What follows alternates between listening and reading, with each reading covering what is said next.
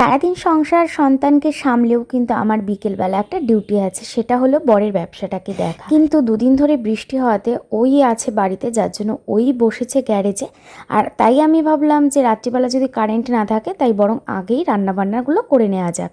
আজ একটুখানি সন্ধে দিয়ে তারপর বানিয়েছিলাম লেবু চা সবার জন্য, আর তারপর সোজা চলে এলাম রান্নাঘরে। আজ প্রথমেই বানিয়ে নিলাম সাবুর পায়েস, যার রেসিপি কিন্তু আমি কালকে তোমাদের সাথে শেয়ার করে দেবো।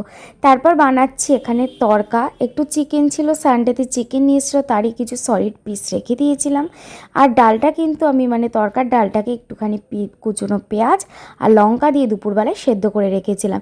এবার সমস্ত পেঁয়াজ, আদা, রসুন, টমেটো সব কিছুই কুচিয়ে নিয়েছিলাম, সেটাকে ভেজে নিয়ে চিকেনটাকে দিয়েও এর সাথে কষিয়ে নিলাম। কষানো হয়ে গেলে যখন তেল ছেড়ে গেল তখন কিন্তু আমি সেদ্ধ করে রাখা তরকার ডালটাকে এতে দিয়ে দিলাম। এটা দিয়েও কিন্তু বেশ ভালোভাবে আরও কিছুক্ষণ কষিয়ে নিলাম। দেখো ডালটার রঙটা কি সুন্দর হয়েছে।